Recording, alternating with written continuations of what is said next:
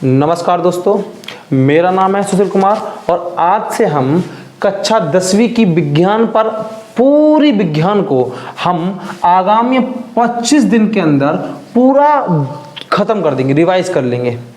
हर एक टॉपिक को अच्छे समझ लेंगे क्योंकि आपके सभी बच्चों की ये मांग रहती है कि सर जी आप रिवाइज करवाइए, रिवाइज कैसे होगा, कैसे चीज़, क्योंकि सिलेबस बहुत अधिक हो जाता है। जब हम शुरू से लेकर आखिरी तक पढ़ते हैं तो बहुत सारी चीज़ें लिख ली जाती हैं और कुछ चीज़ें तो ऐसी होती हैं जो हमारे दिमाग में फंस जाती हैं और हम लोग सोचते हैं कि जब रिवीजन चलेगा उस समय हम समझ लेंगे। देखिए वही टाइम है। अब यहाँ पर क्या है कि हमने जो कुछ भी पढ़ा है वो पूरा सिलेबस हम यहाँ 25 दिन में रिवाइज कर लेंगे पूरा अच्छे से और कोई भी कॉन्सेप्ट आपका छूटेगा नहीं। ठीक है, ये मेरी गारंटी है आपके प्रति। लेकिन ध्यान रखना है कि आपको रेगुलर ये क्लास लेनी है। यहाँ पर हम रेगुलर वीडियो अपलोड करेंगे और आपको रेगुलर ये चीज़ें पढ़नी है 25 दिन तक और 25 दिन के बाद आपको 100% मार्क्स लाने से विज्ञान में कोई नहीं रोक पाएगा। लेकिन बशर्ते आपको चीज़ों को समझना है क्योंकि हमने इतनी भारी भारी लिख लिख के रख ली है ना, वो एकदम नहीं पढ़ पाएंगे। हमको इस प्रकार से एक अप्रोच बनानी है कि हम धीरे धीरे छोटे छोटे करके सिलेबस को पढ़ें और ऐसा पढ़ें कि दोबारा पढ़ने की आपको आवश्यकता ना पड़े। इसी अप्रोच को लेकर आज से हम स्टार्ट कर रहे हैं विज्ञान कक्षा 10 की पहला अध्याय रासायनिक अभिक्रियाएं एवं रासायनिक समीकरण।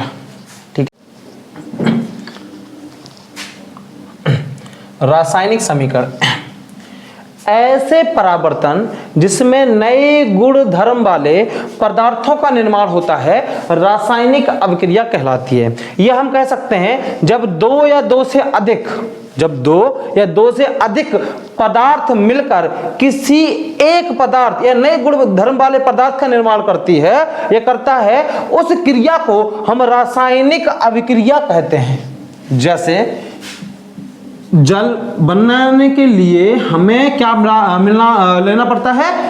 हाइड्रोजन और ऑक्सीजन। ये हाइड्रोजन ऑक्सीजन मिलकर बाबू क्या बनाते हैं? जल बनाते हैं। बिल्कुल बात सही है, H2O बनाते हैं। अगर ध्यान से देखो तो इसका गुण अलग है, ये गैस है और ये इसका भी गुण अलग है, ये गैस है। ये दोनों गैस होके क्या बना रही हैं? जल प्राप्त बना रही हैं। तो ध्यान रखो ये दोनों, इनका गुण अलग है लेकिन बना क्या? एक नए गुण धर्म वाला पदार्थ बन गया। सिंपल बात है। इसी क्रिया को कहते हैं रासायनिक अभिक्रिया। और रासायनिक अभिक्रिया में जो पदार्थ भाग लेते हैं, रासायनिक अभिक्रिया में जो पदार्थ भाग लेते हैं उन्हें हम कहते हैं बाबू अभिकारक। इसमें कौन हुए? इसमें हाइड्रोजन ऑक्सीजन क्या हो गए? यही तो हो गए आपके अभिकारक। और ये दोनों अभिक्रिया के दौरान या अभिक्रिया के बाद जिस पदार्थ का निर्माण कर दिया उसे कहेंगे क्या? सिंपल बात, उत्पाद। सबको पता है। ठीक है, ठीक है, आई होप क्लियर हो गया होगा। अब हम बात करते हैं रासायनिक अभिक्रिया के प्रेक्षण। देखिए प्रेक्षण से पहले हम ये समझ लें कि उदाहरण बताइए कोई। आप कहो भाई रासायनिक अभिक्रिया की तो कोई उदाहरण बताओ। जैसे भूख, जैसे हम लोग खाना खाते हैं ना, खाना का पचना भी एक रासायनिक अभिक्रिया है। मोमबत्ती का जलना भी एक रासायनिक अभिक्रिया है। ठीक है ना। और जैसे हम कह सकते दही का जमना, दूध जब जमता है दही बन जाता है तो वो भी क्या है? एक रासायनिक अभिक्रिया है। सिंपल बात है कि दूध होता है भाई कैसा, उसका अलग ही एक लिक्विड होता है लेकिन जब जम जाता है एकदम ठोस हो जाता है, वो भी एक रासायनिक अभिक्रिया है। आगे हम बात करेंगे। ठोस नहीं होता, एकदम ठोस जैसा हो जाता है। ठीक है, अब बात करते हैं रासायनिक अभिक्रिया के परीक्षण। जब रासायनिक अभिक्रिया होती है तो कुछ परावर्तन हो सकते हैं। रासायनिक अभिक्रिया में कुछ चीजें हो सकती हैं, जैसे कुछ क्रियाएं। देखिए पहला, अवस्था में परावर्तन हो सकता है। अवस्था में परावर्तन हो सकता है जैसे कि यहां हो रहा है कि ये क्या है? गैस है और क्या बना रही है? द्रव बना रही है। ठीक है ना। तो क्या हुआ? अभिक्रिया के बाद हमें अभिक्रिया के दौरान क्या मिल रहा है? अवस्था में परावर्तन मिल रहा है। सिंपल बात। दूसरी बात, तापमान में परावर्तन हो सकता है। बहुत इंपॉर्टेंट चीज है भाई साहब। तापमान में परावर्तन कैसे हो सकता है कि आप कभी भी एक एक्सपेरिमेंट करना, क्या लेना, लाल दवा नाम से मेडिकल में दवा मिलेगी आपको, पोटेशियम परमैंगनेट, ठीक है, KMnO4, वो लाइए और उसको आप किसी टेबल पर रख लीजिए, लोहे की चीज हो वहीं पे रखना, और उस पर से ग्लिसरॉल मिलाओ, जो ग्लिसरीन जो हाथ पे लगाते हैं ना गोरा होने के लिए, गोरा तो नहीं होते, मतलब स्किन जब खुरदरी हो जाती है ना तो लगाते हैं ग्लिसरीन, उसको डालो और मिलाओ, हाथ से मत मिलाना, किसी लोहे के ले लो पेचकस से इसका मिला डालो, तो आप देखना कुछ समय बाद वो एकदम चिंगारी की तरह जलेगा, ठीक है ना। ये एक रासायनिक अपक्रिया होगी और उस अपक्रिया के दौरान बहुत अधिक मात्रा में क्या निकलेगी, ऊष्मा निकलेगी, यानी तापमान में परिवर्तन होगा, ठीक है। दूसरा क्या है, गैस में परावर्तन। देखो गैस में परावर्तन, देखिए गैस भी उत्सर्जित हो सकती है, ये लिखा है गैस में परावर्तन नहीं होगा, उत्सर्जन होगा, गैस उत्सर्जन होता है, गैस का उत्सर्जन भी होता है। जैसे देखिए अगर हम एक बोतल ले लो आप कांच की, सिंपल सी कांच की बोतल ले लो और कांच की बोतल में भर लो आप पानी और इसी में डाल दो कास्टिक सोडा, जब कास्टिक सोडा डालेंगे तो कोई परावर्तन अभी नहीं होगा, ठीक है ना। लेकिन जैसे ही इसके ऊपर से आप क्या करना, एल्युमिनियम के छोटे छोटे टुकड़े इसमें डालना, तो एक गैस बनेगी, वो बनेगी आपकी हाइड्रोजन गैस, ठीक है ना। तो क्या हो रहा है, गैस का उत्सर्जन हो रहा है और यहां पर क्या होगा, ताप में परावर्तन भी होगा, बहुत गर्म हो जाती है बोतल, ठीक है ना। तो एक एक्सपेरिमेंट है, इससे भी हम देख सकते हैं कि क्या क्या परावर्तन होते हैं रासायनिक अपक्रिया के दौरान, ठीक है, ओके। अब हम बात करते हैं रासायनिक परावर्तन को प्रदर्शित करना, बहुत सिंपल है, बहुत इजी है, यहीं पर बच्चे कंफ्यूज हो जाते हैं, ठीक है। देखिए बाबू, रासायनिक अभिक्रिया को प्रदर्शित करने के लिए हम रासायनिक समीकरण के रूप में उसे लिखते हैं, और रासायनिक समीकरण को बाबू दो प्रकार से लिखा जा सकता है। पहला देखिए रासायनिक समीकरण,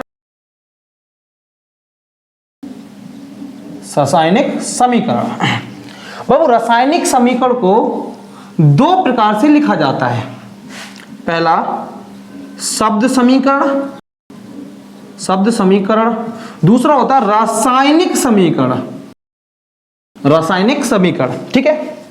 देखिए शब्द समीकरण, जैसे एक उदाहरण लेते हैं, हम लेते हैं जिंक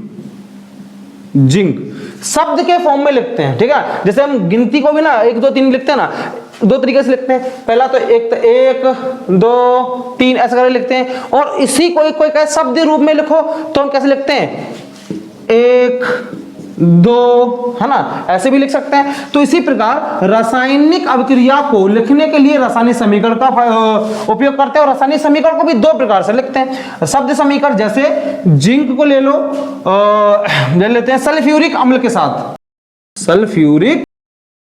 साथ, जिंक ले लिया और सल्फ्यूरिक अम्ल ले लिया, इन दोनों से अभिक्रिया कराई और अभिक्रिया के दौरान हमें प्राप्त होगा जिंक सल्फेट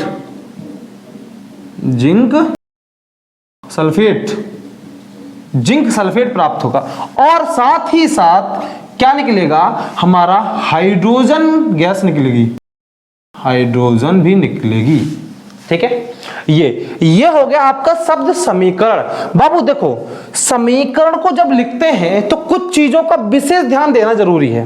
क्या, देखिए समीकरण को दो पक्ष होते हैं उसके। पहला होता है लेफ्ट हैंड साइड, और ध्यान रखना लेफ्ट हैंड साइड में जितने भी आपको एलिमेंट मिलेंगे, जितने पदार्थ मिलेंगे, वो सब क्या होंगे, सभी अभिकारक होंगे। कौन होंगे, अभिकारक, ठीक है ना। और दूसरी साइड यानी राइट हैंड साइड में जो मिलेगा वो क्या होगा, राइट हैंड साइड में वो सभी हमारे मिलेंगे हमें उत्पाद। क्या मिलेंगे, उत्पाद। कोई दिक्कत बाबू, बहुत सिंपल है।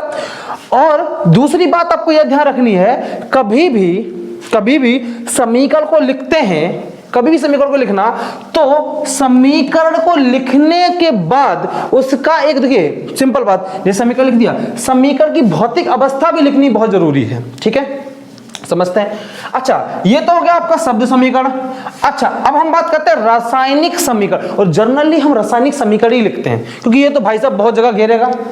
अब मैं IUPAC नाम बनाऊंगा तो उसको ऐसे लिखोगे ना शब्द में तो बहुत दिमाग खराब होगा, हालांकि वैसे भी लिखते हैं, ठीक है। IUPAC नाम भी बनाना सीखेंगे आगे, तो ध्यान रखना कि ये चीजें हम शब्द समीकरण के रूप में लिख सकते हैं, कोई दिक्कत नहीं है, लेकिन सुविधा के लिए वैज्ञानिकों ने रासायनिक समीकरण का यूज किया है, तो हम भी वही करेंगे। जैसे हम इसे रेज कर रहे हैं,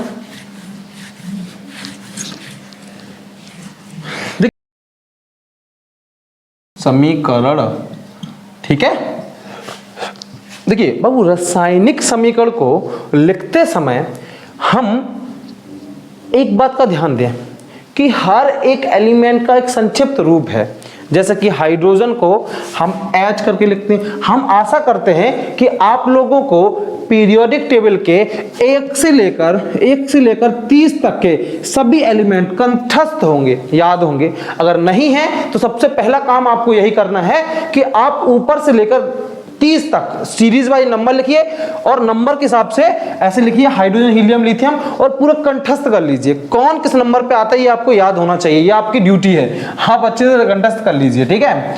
तो हम मान के चलते हैं आपको ये चीज आती है। देखिए जैसे हमने पिछली बार लिया था जिंक, तो जिंक का बिल्कुल छोटा रूप होता है Zn, ठीक है। और हमने क्या लिया था, हमने लिया था सल्फ्यूरिक एसिड। सल्फ्यूरिक एसिड का संक्षिप्त रूप होता है H2SO4। जब ये दोनों मिलेंगे और मिलने के बाद अभिक्रिया करने के बाद हमें प्राप्त होगा जिंक सल्फेट। क्या प्राप्त होगा? जिंक सल्फेट, ZnSO4, और क्या निकलेगा? हाइड्रोजन निकलेगी। तीरों के द्वारा भी हम दर्शाते हैं कौन सी गैस है, कौन सी क्या है, ये बताना पड़ता है। देखिए अच्छा, समीकरण को आपको ये मैं पहले बता चुका हूं, फिर बताता हूं कि रासायनिक समीकरण की आवश्यकता क्या है। रासायनिक समीकरण की आवश्यकता यह है कि रासायनिक अभिक्रिया को प्रदर्शित करने के लिए हमें रासायनिक समीकरण का क्या लेना पड़ता है? सहारा लेना पड़ता है। और रासायनिक समीकरण को दो प्रकार से लिख सकते हैं, एक शाब्दिक समीकरण, एक होता है रासायनिक समीकरण। सिंपल बात है। और रासायनिक समीकरण को लिखते समय कुछ बातों का ध्यान देना जरूरी है कि हमें इनकी भौतिक अवस्था को भी लिखना होता है, भौतिक अवस्था को भी लिखना होता है। जैसे एक नया एग्जांपल लेते हैं, जैसे हाँ सिंपल बात लेते हैं, H प्लस ऑक्सीजन H2O के बाद क्या बनना था? हमारा H2O बनना था। तो इसका हमें भौतिक अवस्था भी लिखनी पड़ेगी। जैसे हम लिखते हैं गैस, ये गैसीय अवस्था में है इसलिए, और ये भी क्या है? हमारे गैसीय अवस्था में है, लेकिन ये कैसी? लिक्विड अवस्था में है, ठीक है ना। तो हम किसी भी समीकरण को लिखते समय उसकी भौतिक अवस्था को भी लिखें, ये जरूरी है, कंपलसरी है, दिमाग में बिठा लेना, ठीक है, कोई दिक्कत नहीं है। अच्छा, नेक्स्ट टॉपिक आता है आपका कि रासायनिक समीकरण को संतुलित क्यों करते हैं। एक बार इसका स्क्रीनशॉट लीजिए, फिर हम बात करते हैं आगे।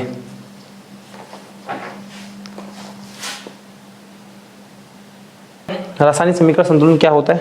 देखिए पहले ये समझ लीजिए कि रासायनिक समीकरण को संतुलित क्यों करते हैं। तो इसके लिए मैंने लिखा है कि द्रव्यमान संरक्षण का नियम, देखिए द्रव्यमान संरक्षण के नियम के अनुसार क्या कहता है कि किसी भी रासायनिक अभिक्रिया में द्रव्यमान का ना तो निर्माण होता है और ना ही विनाश। देखिए क्या कहता है द्रव्यमान संरक्षण का नियम, किसी भी रासायनिक अभिक्रिया के दौरान ना तो किसी भी द्रव्यमान का निर्माण होगा और ना ही द्रव्यमान का कोई भी विनाश होगा, ठीक है। इसलिए हम रासायनिक समीकरण को संतुलित करते हैं। जैसे, और हाँ एक बात और, क्योंकि कभी भी देखना जब कोई भी रासायनिक समीकरण को लिखा जाता है तो उसके अभिकारकों तथा उत्पाद के दोनों के अणु बिल्कुल बराबर होना जरूरी है, किस लिए? द्रव्यमान संरक्षण नियम के अनुसार, ठीक है। अब इसको हम समझते हैं। देखिए एक हम आपको उदाहरण देकर समझाते हैं और बताते हैं।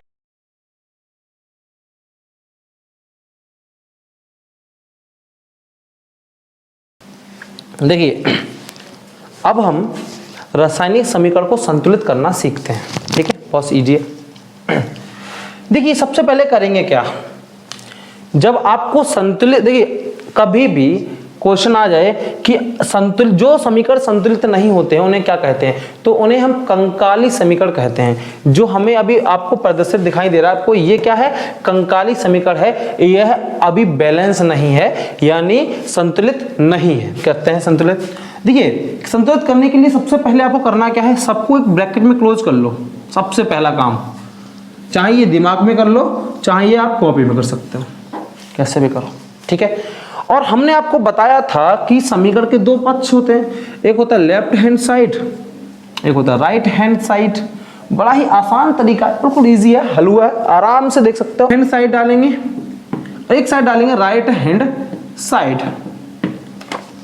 अब देखते हैं राइट हैंड साइड में, लेफ्ट हैंड साइड में एफ ई कितना है, तो कहोगे सर एफ ई तो आपका 1 है, और इधर एफ ई कितना है, 2 है, तो यहां पर 2 लिख लीजिए। अच्छा अब आती है हाइड्रोजन की बारी, हाइड्रोजन कितना है, इधर 2 है, इधर भी 2 है, मतलब बराबर है। ऑक्सीजन इधर 1 बाबू है, इधर ऑक्सीजन 3 है, ठीक है ना। अब आपको कुछ ऐसा त्रिया मंत्र लगाना है कि दोनों साइड बराबर हो जाए।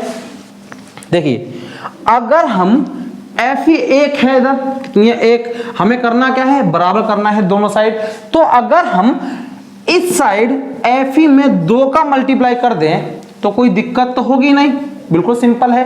तो क्या करेंगे, सबसे पहला काम आपको यही करना है कि पहले में मैंने मल्टीप्लाई कर दिया, तो यहां पर मैं लगा लूंगा 2, ठीक है। दूसरे अगर से दिखाते हैं हम आपको, यहां क्या लगा दिया मैंने, 2, कोई दिक्कत नहीं। अब हाइड्रोजन भी इधर भी बराबर है, इधर भी बराबर, कोई दिक्कत नहीं इधर भी। लेकिन अगर हम देखें तो ऑक्सीजन यहां पर 3 है और इधर ऑक्सीजन सिर्फ कितनी है, 1 है। तो करें क्या, हम यहां पर ऑक्सीजन बराबर करने के लिए 3 का मल्टीप्लाई करते हैं। जैसे ही 3 का मल्टीप्लाई करोगे आप, तो इसके साथ में हाइड्रोजन भी तो है, तो इसमें मल्टीप्लाई करना पड़ेगा। हम करेंगे 3 का मल्टीप्लाई। जैसे मैंने इसके साथ किया, ये तो 3 हो गया, ठीक है, लेकिन इसके साथ लगा हाइड्रोजन भी दोगुना हो जाता है। ध्यान रखना, इसके बेस में लगा और ये बाहर लगा, इन दोनों का मल्टीप्लिकेशन होता है। तो 3 दूनी 6, यहां पे भी करना पड़ेगा, तो ये हो गए 6।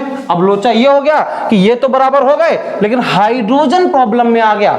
अब जब हाइड्रोजन प्रॉब्लम में आ गया तो यहां पर हो गए 6 हाइड्रोजन, इधर है 2, तो हाइड्रोजन को कुछ इस प्रकार मल्टीप्लाई कराओ कि वो भी 6 हो जाए। तो यहां पर हम करेंगे 3 का मल्टीप्लाई, तो कितना हो जाएगा, 6, तो यहां हो गया 6। आई होप क्लियर है। और इसके मैं 2-3 और एग्जांपल दे दूंगा आखिरी लास्ट में, तो आप उसे करते रहिए, ठीक है। आई होप आ गए हो समझ में। एक बार इसे स्क्रीनशॉट लीजिए। आइए अब हम बात करते हैं रासायनिक अभिक्रियाओं के प्रकार। देखिए रासायनिक अभिक्रियाओं के प्रकार में सबसे पहला प्रकार जो है वो आता है संयोजी अभिक्रिया। संयोजी अभिक्रिया क्या है, देखिए कि मान लीजिए कि कोई एक अभिकारक A है और दूसरा अभिकारक B, ये 2 अभिकारक मिलकर या अभिक्रिया कर किसी एक उत्पाद का निर्माण करें, उसे कहेंगे हम संयोजी अभिक्रिया। जैसे कि इसके नाम से ही स्पष्ट है, संयोजी माने होता है मिलना, जुड़ना, एक दूसरे संयोजन करना। उसी प्रकार इस अभिक्रिया में 2 या 2 से अधिक पदार्थ मिलकर किसी एकल पदार्थ का निर्माण करते हैं, उसे हम कहते हैं क्या, संयोजी अभिक्रिया। लिखा है कि इस अभिक्रिया में 2 या 2 से अधिक अभिकारक मिलकर एकल उत्पाद बनाते हैं, इस अभिक्रिया को बोलते हैं संयोजी अभिक्रिया। देखिए उदाहरण देख के समझाते हैं। आदि पहला है कोयले का दहन। कोयले का दहन, देखिए कोयले में क्या होता है, कार्बन होता है, C कार्बन, और साथ में क्या ऑक्सीजन के साथ ही जलता है। देखिए आपको पता होना चाहिए कि आग वहीं लगती है जहां पर ऑक्सीजन होगी। बहुत सिंपल सी चीज है, आपने काफी बार एज्यूम भी किया होगा। क्या करिए, आप एक मोमबत्ती लीजिए, मोमबत्ती को जलाइए और ऊपर से आप एक ग्लास रख दीजिए, तो आप देखेंगे कुछ समय तो जलेगी, लेकिन कुछ समय बाद वो मोमबत्ती बुझ जाएगी। क्यों? क्योंकि उसके अंदर ऑक्सीजन की मात्रा कम होने लगेगी और कार्बन डाइऑक्साइड बढ़ने लगेगा। मतलब ऑक्सीजन जैसे ही खत्म होगी वैसे ही वो आग जलना बंद हो जाएगी।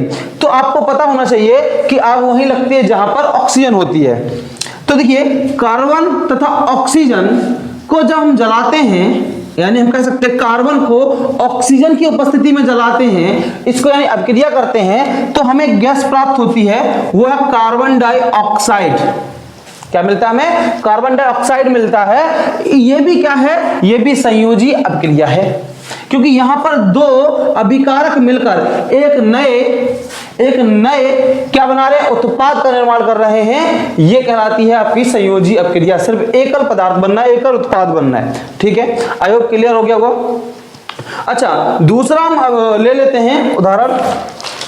दूसरा उदाहरण लेते हैं, कैल्शियम ऑक्साइड तथा जल H2O। ये दो पदार्थों को जब हम आपस में मिलाते हैं तो हमें प्राप्त होता है क्या? Calcium hydroxide, calcium hydroxide. ये भी क्या है? ये भी एक प्रकार की संयोजी अपक्रिया है। और इस अपक्रिया देखो क्या होता है, ये बिना बुझा हुआ चूना है, ये बिना बुझा हुआ चूना है। जैसे पानी में डालते हैं तो क्या बन जाता है? ये बुझा हुआ चूना प्राप्त हो जाता है हमें। ये भी कौन सी अपक्रिया है? ये भी संयोजी अपक्रिया है। एक बार स्क्रीनशॉट लीजिए। अब हम बात करते हैं ऊष्माक्षेपी अपक्रिया। देखिए ऊष्माक्षेपी अपक्रिया क्या होती है? जिन अभिक्रियाओं में उत्पाद के निर्माण के साथ साथ ऊष्मा का भी उत्सर्जन हो। देखिए क्या होता है कि जब दो अभिकारक मिल जाएं और मिलने के साथ साथ क्या हो? उत्पाद बनाएं और ऊष्मा का उत्सर्जन भी करें, वो अपक्रिया कहलाती है आपकी ऊष्माक्षेपी अपक्रिया। इससे पहले आपने देखा पिछले में आप पोटेशियम परमैंगनेट जब जल रहा था, ऊष्मा का उत्सर्जन भी हो रहा था और बहुत सारी गैसें भी निकल रही थी, तो वो क्रिया भी कहलाती है आपकी ऊष्माक्षेपी अपक्रिया। देखिए अब देखिए यहां पर होता है प्राकृतिक, उदाहरण लेते हैं प्राकृतिक गैसों का दहन। यहां पर मैंने मीथेन गैस ली है और ऑक्सीजन गैस। जब मीथेन गैस और ऑक्सीजन गैस को मिलाते हैं प्राप्त होती है कार्बन डाइऑक्साइड तथा H2O, और साथ ही साथ ऊर्जा का भी उत्सर्जन होता है, ऊर्जा। ठीक है ना? तो इस अपक्रिया को भी हम क्या कहेंगे? ऊष्माक्षेपी अपक्रिया। क्या होता है कि जब मीथेन गैस ऑक्सीजन गैस के साथ मिलकर मिलाई जाती है या अपक्रिया कराई जाती है तो हमें कार्बन डाइऑक्साइड मिलती है और जल भी मिलता है, और साथ ही साथ अधिक मात्रा में ऊर्जा का उत्सर्जन भी होता है। या दूसरी अपक्रिया ले लीजिए श्वसन। श्वसन में क्या होता है कि जब ग्लूकोज कहां जाता है? ऑक्सीजन के साथ क्रिया करता है। जब ग्लूकोज ऑक्सीजन के साथ क्रिया करता है माइटोकॉन्ड्रिया में, तो क्या बनता है? तो कार्बन डाइऑक्साइड बनती है तथा जल बनता है H2O, और साथ ही साथ क्या बनता है? ऊर्जा, जो एटीपी की फॉर्म में यूज हम लोग स्टोर कर लेते हैं। ठीक है, आई होप क्लियर हो गया होगा। ये अपक्रिया भी कहलाती है आपकी ऊष्माक्षेपी अपक्रिया। अधिक मात्रा में, सिंपल भाषा में ये समझिए कि जिन अपक्रियाओं में ऊर्जा उत्पाद के साथ साथ क्या अधिक मात्रा में या कम मात्रा में भी ऊर्जा का निकल रही है, वो कहलाती है ऊष्माक्षेपी अपक्रिया, एक्सोथर्मिक रिएक्शन। अब इसके बाद बात करते हैं वियोजन अपक्रिया।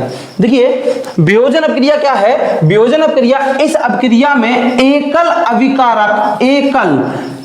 अभिकारक टूटकर दो या दो से अधिक उत्पाद बनाते हैं, तो कहलाती है वो वियोजन अपक्रिया। देखिए समझते हैं इस चीज को।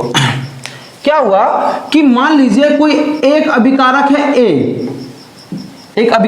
A, अब ये अभिकारक किसी कारणवश दो उत्पादों में टूट गया है, मान लीजिए किस किस में? B और C में, तो ये अपक्रिया कहलाएगी आपकी वियोजन अपक्रिया।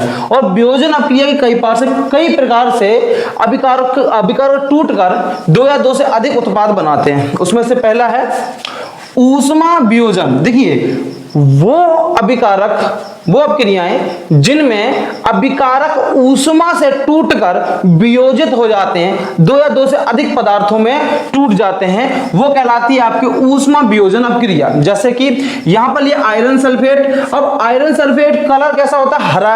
अब ये आयरन सल्फेट को जैसे ही हम ऊष्मा देते हैं, गर्म करते हैं, तो क्या टूट जाता है? ये बन जाता है फेरिक ऑक्साइड में। ठीक है ना? ये कैसा था? भूरा और लाल रंग का होता है। सिंपल बात है। तो इसमें क्या हो रहा है? इसमें एक्चुअली में यही हो रहा है कि एक पदार्थ को ऊष्मा देकर तोड़ा जा रहा है। तो यह अपक्रिया भी कहलाती है आपकी ऊष्मा वियोजन अपक्रिया है।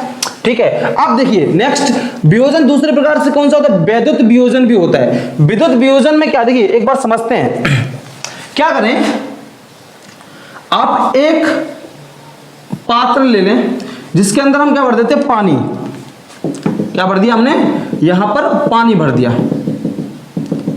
अब दो परख नलियां लेते हैं, दो परख नली लेते हैं या ट्यूब लेते हैं खाली, दो खाली ट्यूब लेनी हमने और इसको हमने इस प्रकार लगा लिया। अब क्या करेंगे, इसमें हमने एक रॉड लगा ली, इसमें भी एक रॉड लगा ली।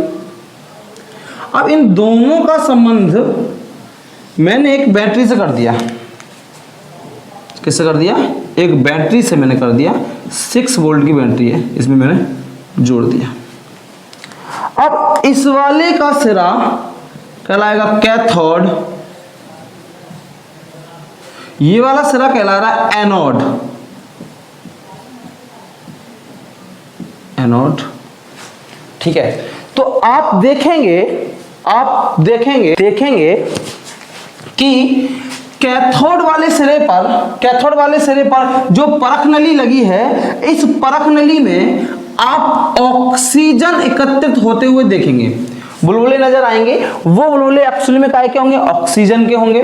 और जो आपकी कैथोड वाली होगी, यहां पर आपको क्या मिलेगा, हाइड्रोजन मिलेगा। तो एक्चुअली में हुआ क्या, इसमें हुआ ये कि जैसे ही हमने जल H2O में हमने क्या किया, विद्युत या वैद्युत ऊर्जा दी, तो क्या मिल गया हमें, तो हम ये पानी जो है, जल अपने अवयवी अंगों में टूट गया। किसमें, हाइड्रोजन में और ऑक्सीजन में। ऐसे वियोजन को बोलते हैं हम वैद्युत वियोजन। आई होप क्लियर है। अब नेक्स्ट आते हैं प्रकाशीय वियोजन।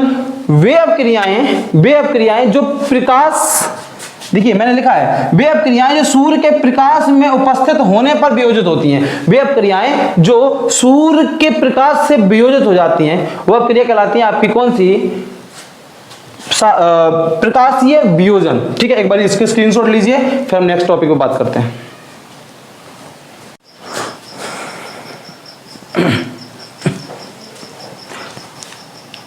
उसके बाद बात करते हैं ऊष्मीय, देखिए उसके बाद करते हैं ऊष्मा शोषी अपक्रिया। देखिए ऊष्मा शोषी अपक्रिया कौन सी होती हैं, जैसे कि लिखा है कि जिन अभिक्रियाओं में अब बात करते हैं ऊष्मा शोषी अपक्रियाएं। देखिए ऊष्मा शोषी अपक्रियाएं कौन सी होती हैं, जिन अभिक्रियाओं में अभिकारकों को तोड़ने के लिए ऊष्मा ऊर्जा प्रकाश की आवश्यकता होती है, वो अपक्रियाएं कहलाती हैं ऊष्मा शोषी अपक्रियाएं। देखिए कुछ पदार्थों को तोड़ने के लिए हमें ऊष्मा या प्रकाश या फिर हम कह सकते हैं विद्युत ऊर्जा की आवश्यकता पड़ती है। तो ऐसी क्रियाओं को हम बोलते हैं ऊष्मीय शोषी अपक्रिया। जैसे अभी मैंने एग्जांपल लिया था पिछली बार,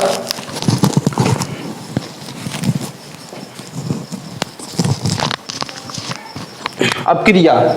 देखिए अब बात आते हैं विस्थापन अपक्रिया। विस्थापन अपक्रिया क्या है, पहले समझते हैं। इन अभिक्रियाओं में अधिक क्रियाशील तत्व कम क्रियाशील तत्वों को उसके यौगिकों से विस्थापित कर देता है, तो वह क्रिया कहलाती है विस्थापन क्रिया। देखिए आपको यहां पर जो नजर आ रही है ये टेबल आपको बता रही है कि कौन सी धातु या कौन सी एलिमेंट किससे अधिक क्रियाशील है। ऊपर वाले अधिक क्रियाशील है, नीचे वाले कम क्रियाशील हैं। ठीक है, अब इस टेबल पर देख लीजिए कौन सी धातु किस प्रकार से कितनी क्रियाशील है, कितनी कम क्रियाशील है। देखिए हम आपको एक एग्जांपल देते हैं, एग्जांपल लेते हैं। क्या करते हैं, हम लेंगे आयरन कैसा होता है, सॉलिड। इसकी फिजिकल लिखनी पड़ती है हमें, भौतिक अवस्था लिखनी पड़ती है। अब आता है कॉपर सल्फेट का विलयन ले लो। कॉपर सल्फेट का विलयन ले लिया, ये एक्वस है, प्लस अब इन दोनों की अपक्रिया होगी। देखिए क्या लिया, हमने लिया आयरन और कॉपर सल्फेट का विलयन लिया। जब इनकी अभिक्रिया कराई तो देखना बाबू, यहां पर जो ये आयरन है वो अधिक क्रियाशील है, कैसे? हमारे कॉपर से, ठीक है। देखिए जब हम इनकी क्रिया होती है आपस में तो क्या बनता है, तो ये आयरन इस कॉपर को विस्थापित कर देता है, ये आयरन इस कॉपर को विस्थापित कर देगा, तो क्या बनाएगा, ये बनाएगा आयरन सल्फेट प्लस कॉपर को क्या कर दिया इसने, अलग कर दिया। क्यों? क्योंकि भाई साहब कमजोर, ये जीवन का रूल है, जो अधिक पावरफुल होता है ना वो कम पावरफुल को धक्के मार के निकाल देता है, ठीक है ना, और खुद आके उस सिंहासन पर बैठ जाता है, सिंपल बात है। तो इसी प्रकार यहां पर जो अधिक क्रियाशील धातु होगी, अधिक क्रियाशील तत्व है, वो कम क्रियाशील तत्व को निकाल के बाहर फेंक देगा और खुद उसकी जगह बैठ जाएगा। ऐसे क्रिया को कहते हैं हम विस्थापन अपक्रिया, ठीक है, अब समझ में आ गया होगा। अब बात करते हैं द्विविस्थापन अपक्रिया। देखिए द्विविस्थापन अपक्रिया क्या है कि इस अभिक्रिया में उत्पादों का निर्माण दो यौगिकों के बीच आयनों के आदान प्रदान से होता है। बड़ा इंपॉर्टेंट पॉइंट है कि आयनों के आदान प्रदान से होता है। जब आयन आपस में बदलेंगे, चेंज होंगे, आपस में आदान प्रदान करेंगे, तब जाके बनेगी कौन सी, द्विविस्थापन अपक्रिया। जैसे कि देखिए यहां पर सोडियम सल्फेट है और यहां पर वेरेनियम सल्फेट है, क्लोराइड, सॉरी, यहां पर सोडियम सल्फेट है और यहां पर बेरेनियम क्लोराइड है। जब ये आपस में अभिक्रिया करेंगे तो क्या होगा, बेरेनियम की जगह कौन ले लेगा, सोडियम, और सोडियम की जगह कौन ले लेगा, बेरेनियम। तो वही तो हुआ, देखिए बेरेनियम कहां पहुंच गया, सोडियम की जगह, देखिए बेरेनियम सल्फेट बन गया। और इसी प्रकार जो आपका बेरेनियम क्लोराइड था वो क्या बन गया, सोडियम क्लोराइड यानी नमक, ठीक है, NaCl। अगर समझ में आया होगा, इसे जल्दी से एक बार स्क्रीनशॉट लो, फिर नेक्स्ट आपको पढ़ाते हैं। नेक्स्ट पॉइंट क्या है आपका। अच्छा, आगे बढ़ने से पहले इस पर थोड़ी सी और बात कर लेते हैं। ठीक, क्वेश्चन काफी बार ऐसे आता है कि बताइए क्या होता है जब कॉपर सल्फेट के विलयन में हम लोहे की चीजों को डालते हैं, तो क्या होता है। तो देखिए क्या होगा, आप क्या कीजिए, एक परख नली लीजिए और इस परख नली में कॉपर सल्फेट का विलयन भर दीजिए। क्या भर दीजिए, कॉपर सल्फेट।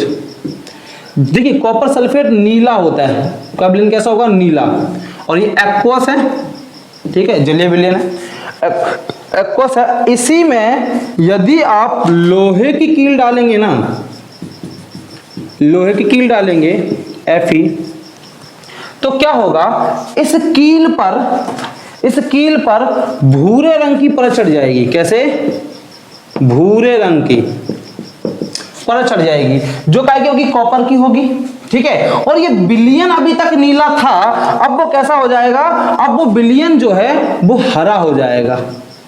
किसके कारण, इस लोहे के कारण। क्या बना लेगा, तो वो बना लेगा आपका आयरन सल्फेट बना लेगा।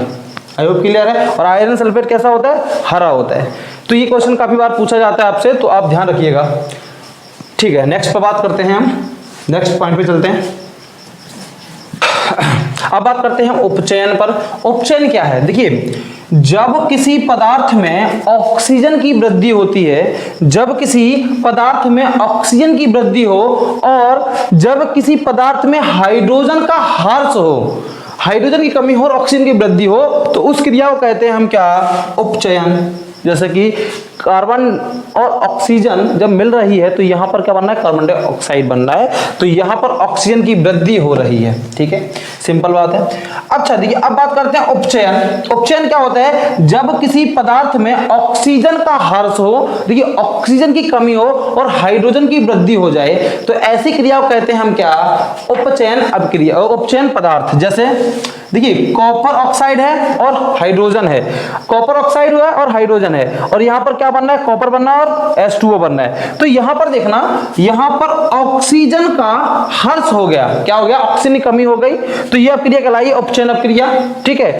यहां पर ऑक्सीजन की वृद्धि हो रही है, तो यह कहलाता है हमारा उपचयन, ठीक है। यह क्या है, अपचयन है, अपचयन, और यह क्या है, उपचयन। आई होप क्लियर है, ठीक है, स्क्रीनशॉट लीजिए।